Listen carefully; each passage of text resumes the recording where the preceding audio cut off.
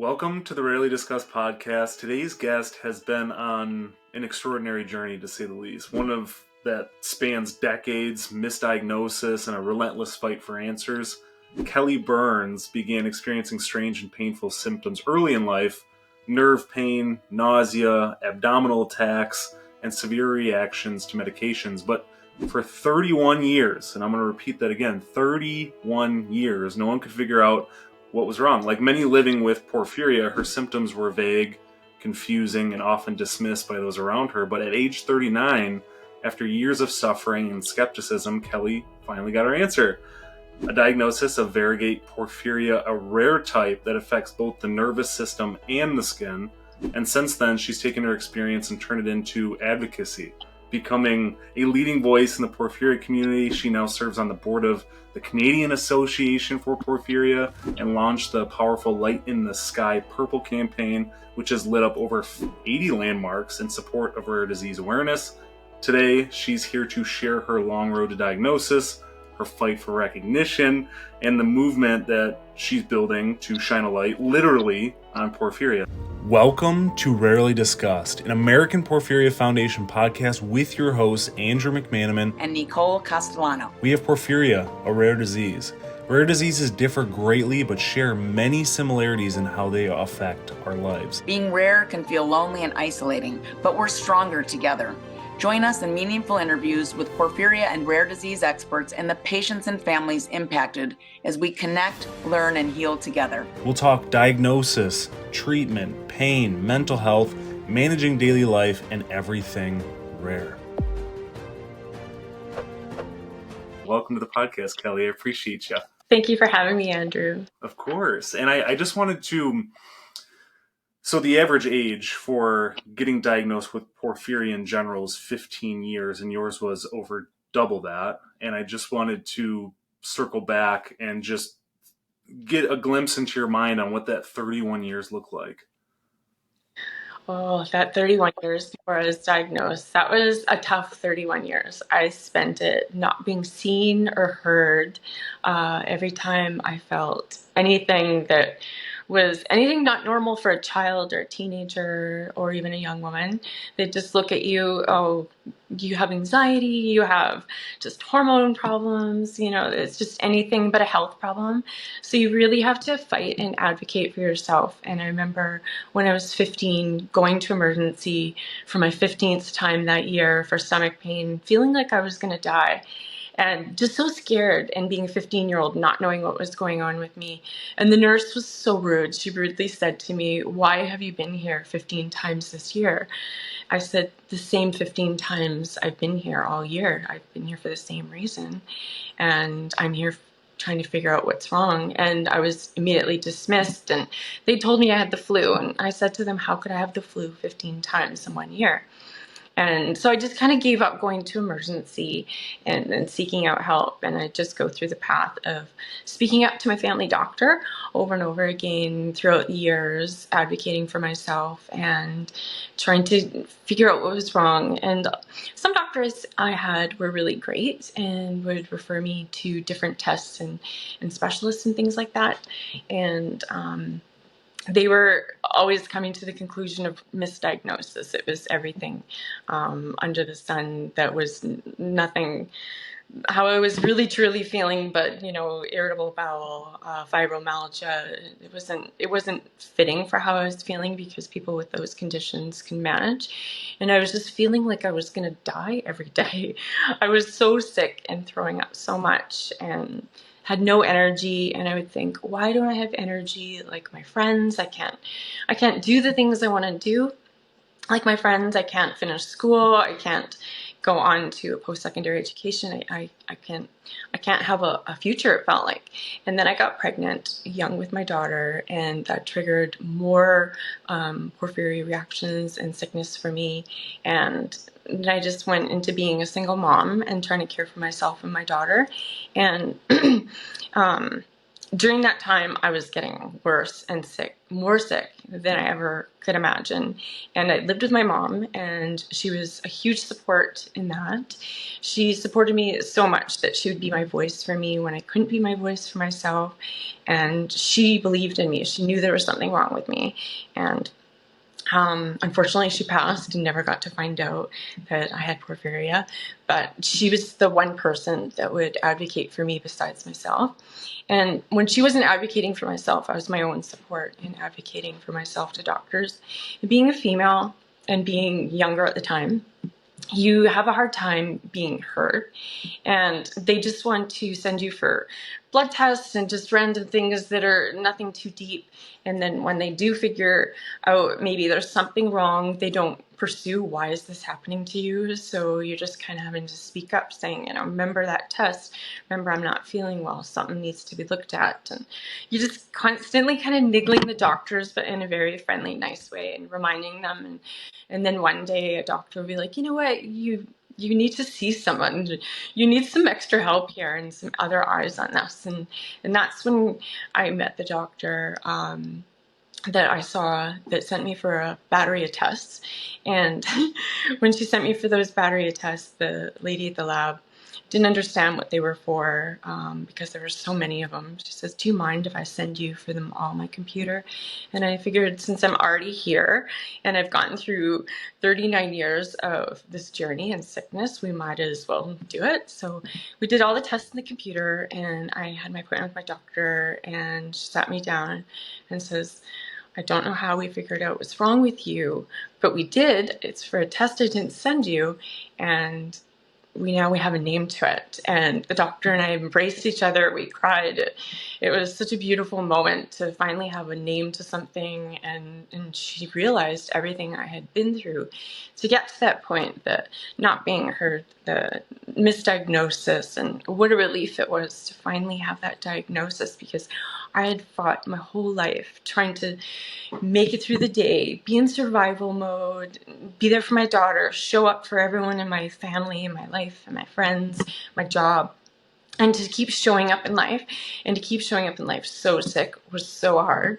When I got that diagnosis, I could finally be like, oh, okay, I am sick. I can finally not have to be so there and showing up and present in every moment of my life. I can actually take care of myself and focus on my journey now and try to get on a path of healing and helping other people with what I find out, because it's so rare. You have to be your own doctor with the doctors and give them the information and present to them everything that you know about it, so that they can help you, because they really don't know anything about porphyria other than a little paragraph in the book. So I went through this long journey to get diagnosed, and I was so grateful to get diagnosed and finally have that relief of, now there's hope, we can treat it, there's things we can do, now I'll have a community, I won't feel so alone, because it was so isolating, thinking there's something wrong with me, but I should feel like my friends and my peers, but I don't. I knew there was something wrong with me because I felt so sick, and I didn't have the energy like they did, but I just kept going and plodding away, knowing one day that I would find out something would be wrong, because I knew something was wrong. And so did my mom, but no one else really around us too much believed that it was anything other than anxiety or school phobia as a child. So it was a tough one. And then when my mom passed away, I kind of been my own support system, advocating to my doctors. And when I'm in the hospital, I give all the information to the doctors and make sure that they know how to treat me and take good care of anything that I need treatment-wise. Within that 31 years, I'm sure it felt amazing to get to that point where there was an answer, where it was just like a moment. But after that, was there still struggle for you in terms of the treatment aspects? I know there tends to be with people with porphyria, but what did it look like for you? Well, I thought, when I got diagnosed, great, we're going to be able to access treatment and it's going to be such an easy path. But when you're a rare disease patient, a porphyria patient, your access to care and treatment is really difficult. And that's what I do as the Vice President of the Canadian Association for Porphyria. I advocate so hard and bring so much awareness to porphyria to try to make that change, because I really want so much change for the rare disease community and the porphyria community, so that we don't have to go through what I go through and the porphyria patients go through. It's really hard. In the beginning, I was able to access my treatment a little bit differently, because in Canada, back then, it wasn't part of the formulary plan. It was part of the special access drug treatment. So you had to apply to special access, and we actually would bring it in from Paris, France. And the government would deny you the first few times at your application to access the treatment. And I was in the hospital and they denied me twice, and it was my third time that they approved it. So I spent 16 days in hospital, 10 of them waiting for the treatment, and I was very, very ill. I was near death. I was probably the sickest I've ever been. And once I got that treatment, my first treatment, I like to say I felt like Superwoman. I'd never felt like that in my entire life. It was like every pain, every nausea I'd experienced since I was 8 years old finally went away, and I had the burst of energy I'd never experienced before. They were laughing at the nurses, because I was buzzing about the hospital bed after my first treatment. And they were like, "What are you doing? You're so sick." I said, "I've never felt like this in my entire life. I want to enjoy this moment.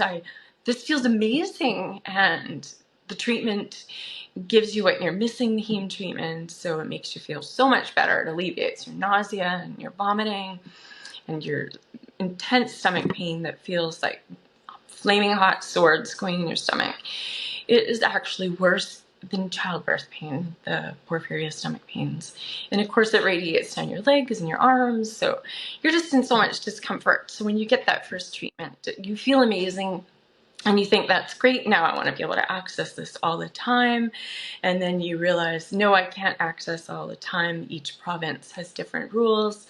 And in our province, they wanted me to have a ratio of 10 for my porphyrins. Well, in the porphyria community, we do a ratio of 4 for Panhematin to administer it, but not in my province. So I had to get to the level of 10, and then they would book a hospital bed for me, and then I'd be able to access my Panhematin. But then once it became part of the formulary plan in Canada, and we accessed it through Canadian Blood Services, who brought it in from the United States as Panhematin, I got it stocked at my hospital through Canadian Blood Services. I advocated to Canadian Blood Services to make sure it's stocked at the porphyria patients' home hospitals, so that it's always there when they need it, when they have attacks, instead of having to wait for it to come on a ferry like I've had before and wait a few days, or it to be flown from Paris, France, or wherever.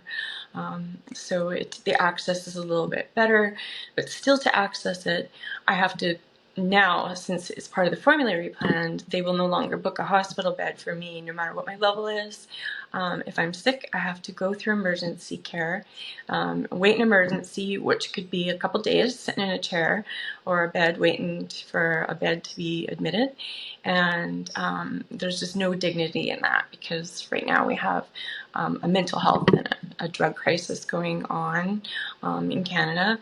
So when you're in the emergency room, and there's no doctors here in Canada for patients, so everyone needing to see a doctor for sore throats and everyone having a mental health crisis, you're sitting there as sick as you possibly can with a porphyria attack, waiting 12 hours before you even make your first point of contact with a doctor.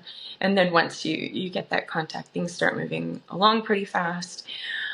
So I have now a care plan my hematologist created for me, and that care plan is a huge piece of the puzzle when you have porphyria, when you need to go into emergency. You take that, you show that to the doctors and the nurses, and then they go into action, and your care plan is usually in the hospital, if your doctor has sent it in, or if you're a patient there enough, and they go into action. They get your PICC line ordered, they confirm that your treatment's there, and then they get things organized pretty quick.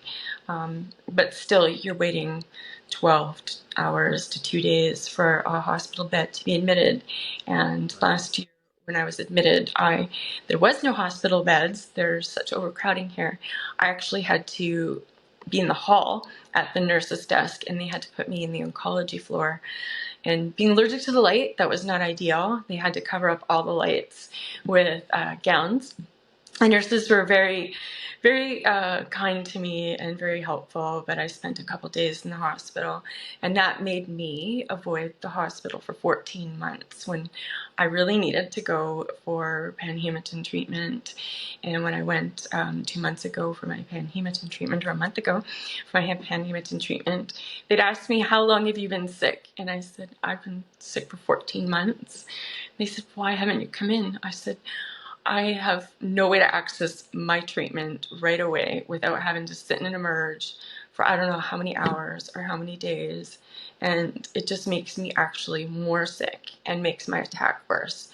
And it makes my anxiety worse. When you have porphyria attacks, you have anxiety. So you're just feeling just everything, and your nerves are on fire, and your stomach hurts, and your head is pounding. And of course, I'm sensitive to light, and sitting under the fluorescent lights, my skin will start to blister if I'm under the fluorescent lights too long. So it's just a horrible, grueling process just for me to get to the point to get feeling better.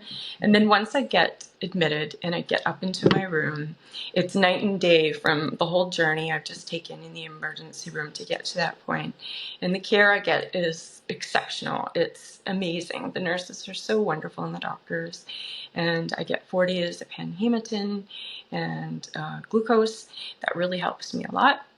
It stops all my nausea and vomiting and stomach pain and crazy migraines and all the porphyria feelings. And it even actually helps me prepare a little bit for the summer and the heat waves, because I have such a sun reaction and heat reaction. It can make me tolerate that first one a little bit better. So accessing the treatment is life-saving to me, because if I didn't access the treatment, we could have respiratory arrest, coma, and paralysis with porphyria attacks. So it's very dire. You get it in a timely manner. So accessing it is very hard in Canada. And then I applied for Givlari, the gene therapy treatment, and I was denied. In Canada, they want you to go through emergency 4 times in a 12-month calendar period to access Panhematin to be qualified for it. So that made me not qualified for it, and they appealed it, and I was denied. So once again, I was denied an access to treatment that would help my quality of life, help my porphyria, help me have a future, help me feel better. And then so my doctor just kind of gives me a Band-Aid of setting up glucose appointments every 2 weeks when I need it for 3-4 months at a time, and me having to go 25 kilometers into town and access glucose for an hour. It's mind-boggling that I can't get my proper treatment for me when I need it, and just be able to access it as I need it, instead of having to go through the emergency process or having to be so super sick before they even consider it. It's just horrible. I've heard so many people who in other countries and other places that are having a struggle with that as well, access to Panhematin or other standards that they somehow can put into place, even though they're not even close to being a patient, to understand the need for it. And I was just curious, just because I feel like there's probably a lot of people that are watching, listening, that are wondering how they can advocate on that level, not just to their peers, but to higher up people to do something like that. I know you mentioned getting Panhematin into the supply. What is your, I mean, do you have a plan going forward to try and get that back, or what is your thought process there? Well, I'm hoping to start hitting the whole politician email trail again. I did that last year when I had my Light Up awareness campaign. I emailed Health Canada, the CADIF, the people that make the decisions on the pricing of the drugs. I emailed all health ministers, federal, provincial. I emailed every provincial politician that was in opposition, I emailed. The Prime Minister, I emailed. The premiers, I emailed every single person I can email. And I met with 2 different politicians, and they were very welcoming and helping me with my cause. They just said, we'd like to know your ask. So you take an ask to them, what you specifically would like to have help with. And for that, right now, we are going to be asking for them to help with better access to care and treatment, going through emergency and accessing Panhematin, better access to care and treatment with the new drugs and NES coming into Canada. So come fall, I will be emailing all the same type of politicians all over again and advocating on behalf of patients with porphyria to have better access to care, treatment, and the cost of treatment, because the cost of treatments are $1 million a year, and patients aren't accessing some of the treatments because no one has $1 million a year to access the treatment. So there are treatments they can access through that haven't come through the formulary plan yet, but no one's accessing them through the special plan, special advocacy. So that's what we want to focus on come when the new sitting happens after the summer break. We're going to be asking the politicians to look at emergency care, how we're having to access it through emergency care. There's a doctor shortage, and that's impacting our patients going to emerge and getting timely care, and then accessing the care for porphyria patients and rare disease patients. Truly, we really would like to see a rare disease center opened up in Canada so that patients can go and have their whole care and treatment done in a rare disease center. Yeah, I mean, that would be fantastic. And because, I mean, it's the same thing for me here, too. I mean, I have to go through the ER to do the same thing. It's very frustrating, and it shouldn't be that way. Just to have to sit. I mean, same thing. I've been in the 10 to 12 hours a day where you're either in a hallway or you're sitting in a chair and you're hunched over, throwing up into whatever bucket they could give you while sharing it with other people, and it's just a horrible, horrible, horrible thing. But I wanted to circle back a little bit because we've had a tendency to interview a lot of people with acute porphyria, but not so much with people with variegate porphyria. And I wanted to get your insight on how it's different, because I know we talked about this a little earlier, where it has the nerve aspect of acutes, but it's got the skin aspect too. And I just wanted to get what the symptoms are with it, what's triggering you, and how you deal with having VP. Well, I find the heat, light, and sunshine triggering to my skin porphyria. I find in the winter I actually break out in a lot of blisters because the way the UV is in the winter, it's just thinner through the clouds or something like that. And then in the summer I have skin swelling, skin pain, and blisters, and I have like a tolerance of 20 minutes in the sun. So I can stand about 20 minutes in the sun, and that's my baseline before I have to go in the shade or go inside.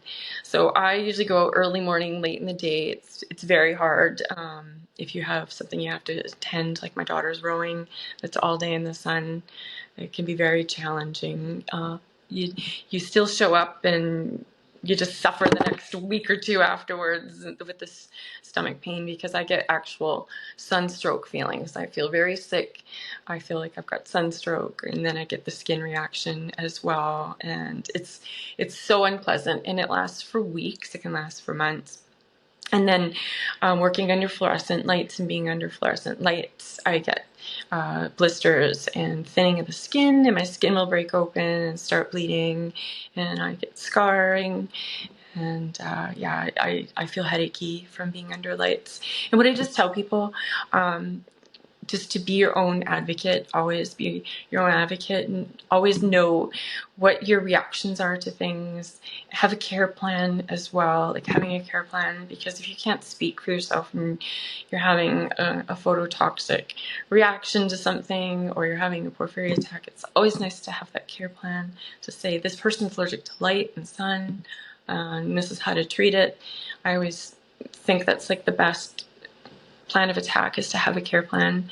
So my care plan is very laid out, what I need to do and how I need to stay out of attacks. So I follow that.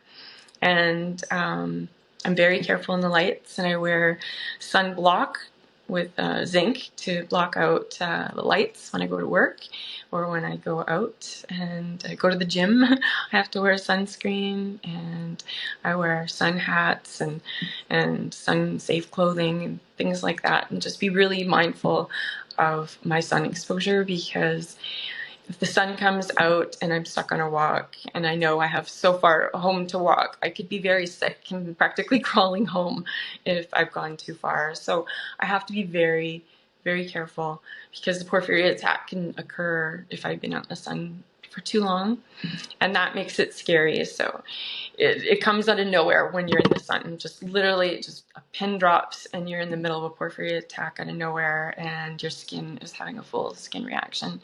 So it's scary, because you all of a sudden have all these blisters on your hands and your face that weren't there 3 minutes ago, that are all of a sudden there and opening up and bleeding and scarring just in an instant. It's like hot acid has been dropped on you, boiling acid on your hands, and it's beyond painful. It's so painful. And with that, obviously we've touched on how hard it is to get healthcare and the waiting times and things like that. In terms of the sun aspect, what does your at-home remedy look like for times that you've overdone it in the sun?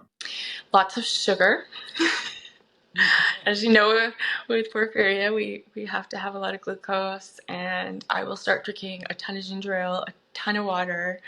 If I have dessert, I will try to have a piece of cake, because I find that crazy sugar load really kind of gets me over it. I will order pizza, I will order pasta, I will have a carb load, and then all my curtains will be closed for a few days. I have blackout curtains, so I have to keep the house as dark as possible, almost to reset my system, because my eyes will be sore.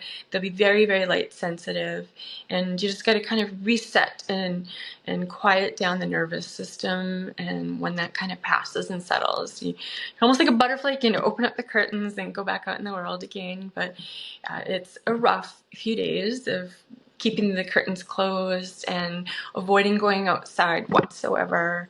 And usually the days are 25 plus on those kind of days, and you see the whole world enjoying the outside activities, and you're in there with the curtains closed tight as possible, trying to avoid any light. And it's very isolating and tiring, because you're so tired and you're exhausted and you have that fatigue from the heat and the sun.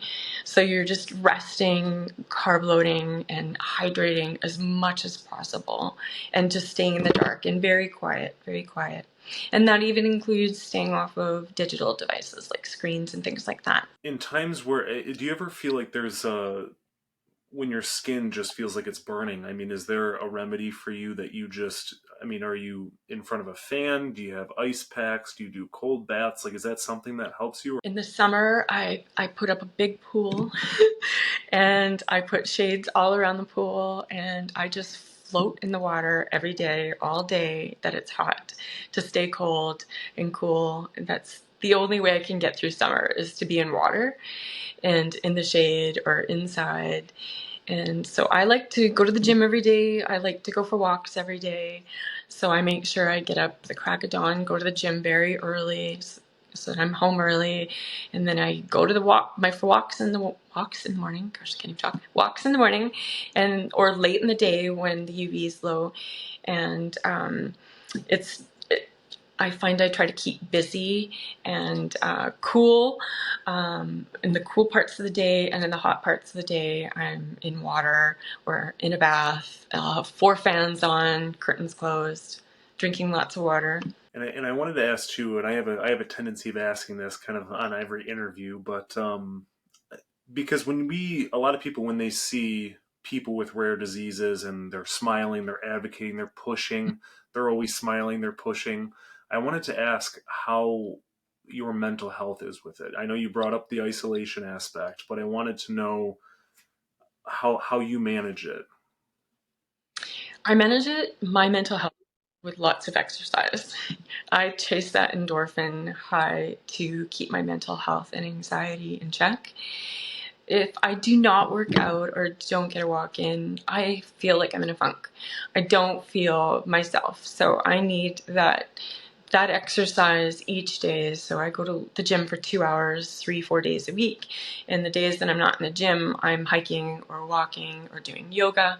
I'm doing some kind of movement to keep my mind and my body healthy. And I struggle with insomnia, anxiety, and I get situational depressed. So in the summer, and I see people outside enjoying themselves, and I can't go outside, and I'm feeling blue, and I feel very isolated, and I want to be outside. I want to be enjoying things. I want to be able to go outside and play with my kids and be like the other parents. And when I was newly diagnosed, I was so afraid to go outside. I thought, how am I ever going to go outside? I think I barely went outside the first year I was diagnosed because I was so freaked out. I just lived in a bubble and I didn't know how to navigate being in the outside world. When essentially, when you have porphyria and a skin porphyria, you're allergic to the outside world. We're allergic to chemicals and gas fumes and wildfire smoke and all these different things. And in the summer, it's just like outside's a ticking time bomb. You've got wildfire smoke, you've got the tourist traffic with all the gas fumes and the heat and the sun. So I have to really, really pick my spots when I go out in the summer, and I feel really isolated, and I will get such crazy anxiety leading up to days that it's going to be sunny. Tomorrow, it's actually going to be our first massive heat wave. Starting tomorrow, it's going to be 26, feels like 29, and anything over 25 actually gives me crazy anxiety. I get very nervous, wondering, how am I going to fare? Am I going to have an emergency room trip out of this heat wave that's coming? One time I got so sick, I couldn't even breathe during the heat wave. My respiratory system started becoming affected by my porphyria attack. So it's very triggering, the heat and the sun to my type of porphyria. So it's really hard trying to not isolate. So I try to have things to look forward to and things I can do within my own realm of possibilities for my health, and things you can look forward to, even if it's something small for yourself. I try to have that. If not, you don't have something to look forward to, it makes it a long summer. Just to think about, everyone gets to go to the beach and on trips and camping and all these fun outings. Well, I'm sitting behind black curtains trying to stay cool. So if you have like a couple things to look forward to that you can do, that's always, nice. Even if it's just getting your hair done or going to a chiropractor appointment or anything. It could be anything, just something that makes you feel better. For me, I like to go visit my best friend up island and go see her and her kids and grandbabies. And for me, that fills my love bucket of my summer sadness, I feel, because my kids are older now. They've got their own lives, and you get even more isolated when your kids are no longer forcing you to go outside, and you have the sun allergies. So once they're older, you're having to force yourself to have some plans to look forward to for the summer, to keep yourself going mentally, because if you don't have anything and it's just a blank summer of worrying about how am I going to navigate it, it makes it depressing, and you can fall into depression come August. Then you're in such a funk, you feel like, I've done nothing. I didn't get to enjoy anything in the summer. My summer was a bit of a waste because I spent it inside while everyone's going back and your kids are going back to school, and you're back into the grind, and you feel like your vacation fun time, like everyone else had, was just kind of spent hiding in the shadows, being a shadow jumper. Right. And I wanted to ask too, do you feel like you struggle to give yourself grace with everything? Because I could imagine if you pull up your phone real quick and you look at the weather app and it's over 25, it could just be like, snap, my day's ruined. So do you struggle to give yourself grace and be like, okay, everything's okay? Or are you harder on yourself? I'm very hard on myself. I think I'm the hardest on myself of all people. It's just the way I am. I just feel everything so much and worry about everything so much. And I'm a planner, and I like everything to be organized, and I like to know what's going on, what's happening, and all of a sudden the weather to change from rain to now 26 tomorrow.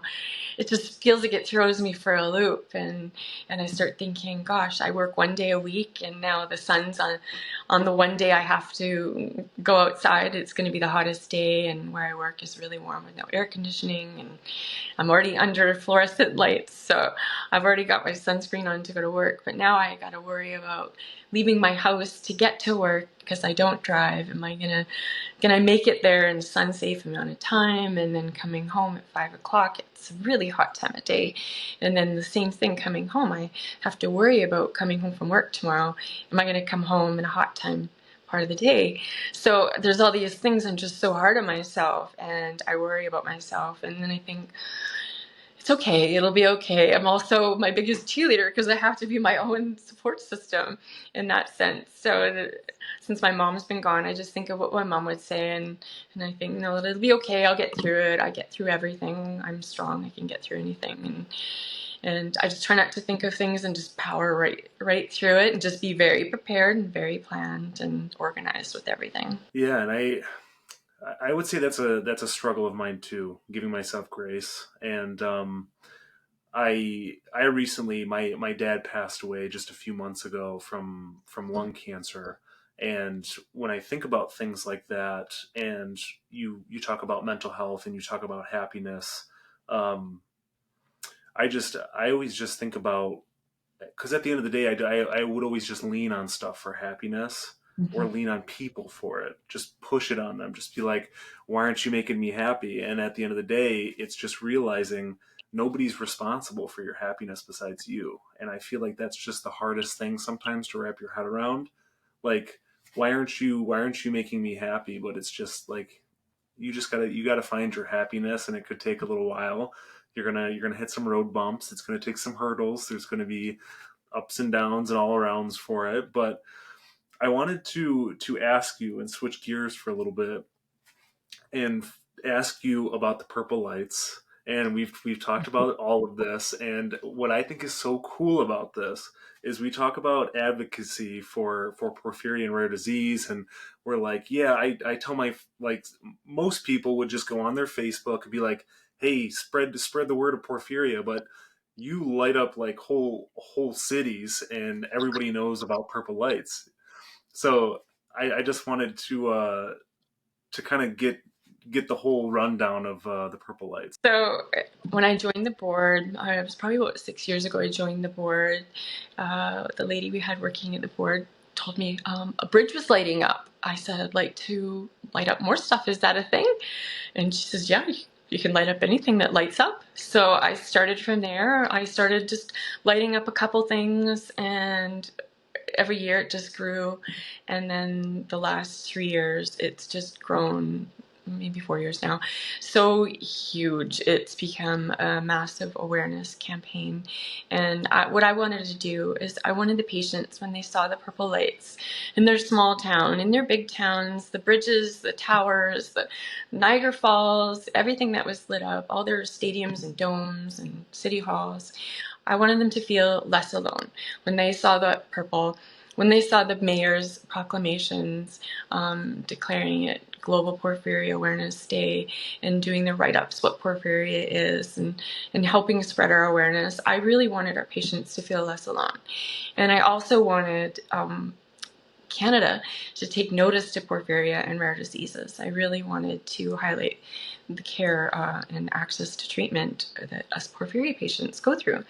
And this year I had 67 confirmed lit up, 87 confirmed light up last year, lit up, and I had monuments all across Canada light up. All of Vancouver lit up. I had legislatures lit up. I had this Toronto Tower, CN Tower lit up. I had Niagara Falls in Canada and US side lit up.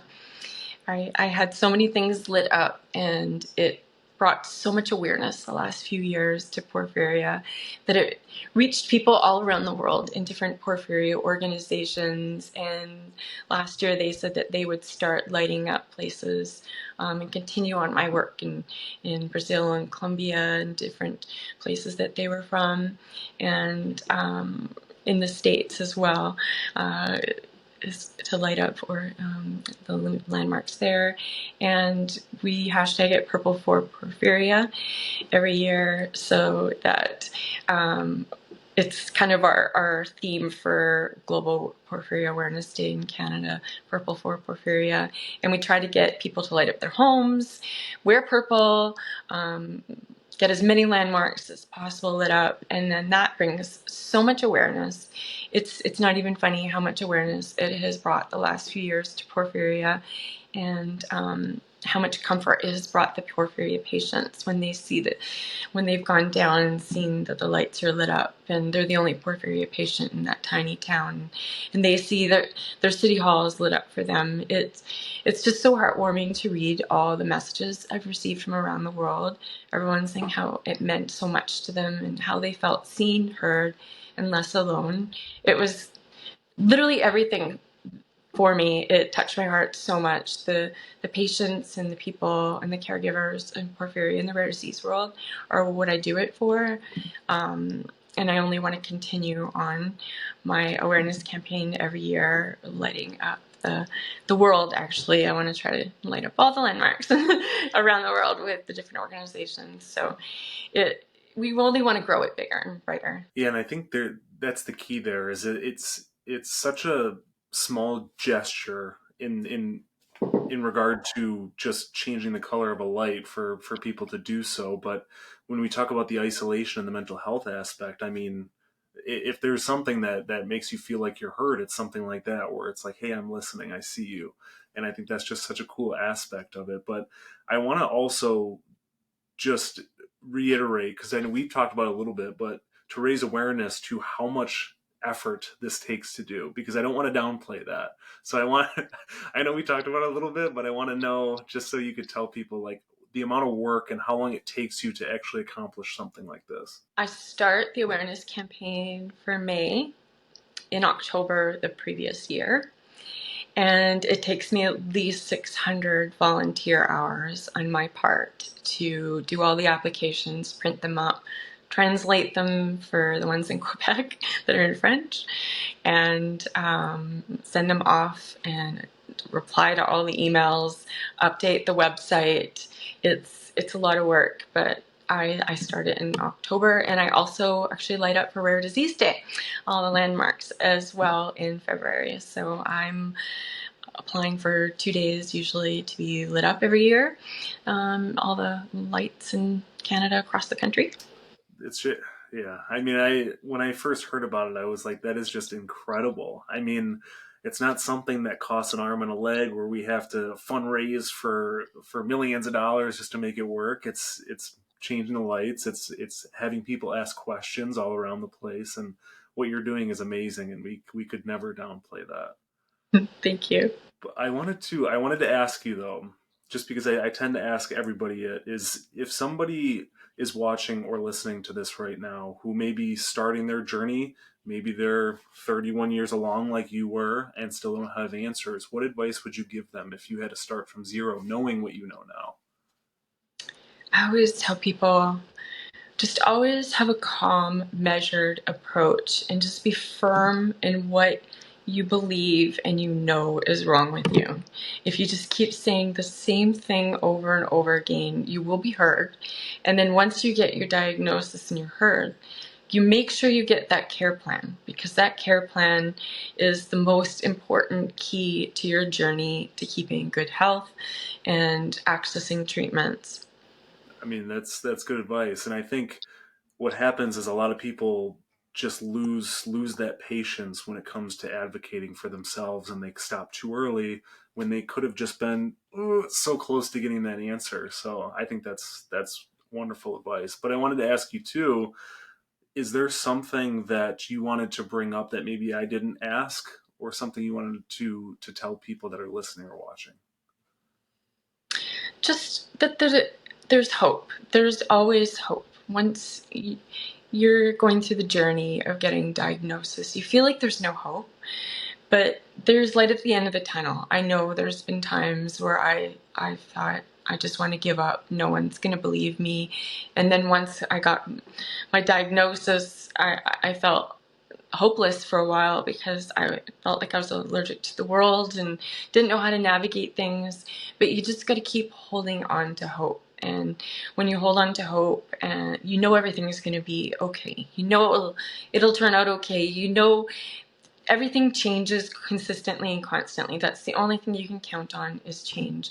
So things will always change for the better. When I started my porphyria journey, there wasn't many treatments. There was just Panhematin, or actually hemarginate that I have to get from Paris, France. Now we have Panhematin from the US. We have Givlari for gene therapy.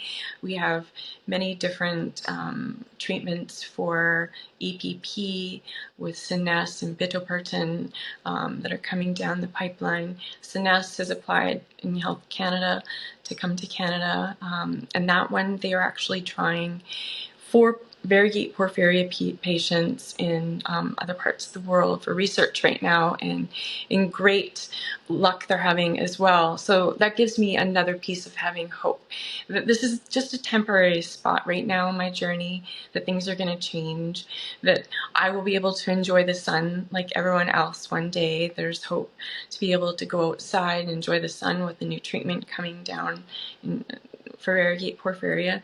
So there's always hope. You always hold on to hope because there's never not hope. Well, I thought that's a good spot to wrap up, and I wanted to say thank you, and I also wanted to praise you for everything that you do to advocate for porphyria, because I know at the end of the day when we advocate for something so rare, it sometimes feels like on days that the needle's not moving. And I just wanted to say, like, we see you, everybody sees you in this community, and we appreciate everything you do. And I can't wait to see the whole world light up in purple all because of you. Thank you so much. And my porphyria community is the biggest part of why I'm on this journey. Without my porphyria community, I wouldn't have known about the American Porphyria Foundation that brought me to the Canadian Association for Porphyria. I wouldn't have been on any of this journey if it weren't for my porphyria community. I love my porphyria community, and every light up that I do, I think of my porphyria community behind it. I try to light up where my porphyria community is so that they can feel less alone.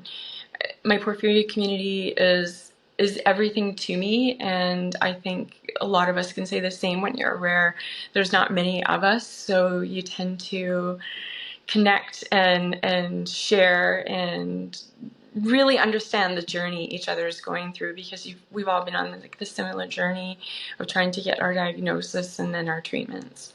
And it's so true, because there's so many different people in this community, and all these porphyria communities, and we come from all walks of life, young, old. It doesn't matter what country you're from. Nothing matters. But we share that one commonality, and we're instant friends. And I noticed that when I went to Pamplona and I met Michelle and I met Derry, and it was just so cool to connect with people on that level. It was amazing. Yeah, it's always nice to meet people when you're rare, that have your condition. So it makes the community tighter, and us cheer even louder for each other and support each other even more. Mm-hmm. I agree. Well, I just wanted to thank you again for coming on, Kelly. I appreciate it.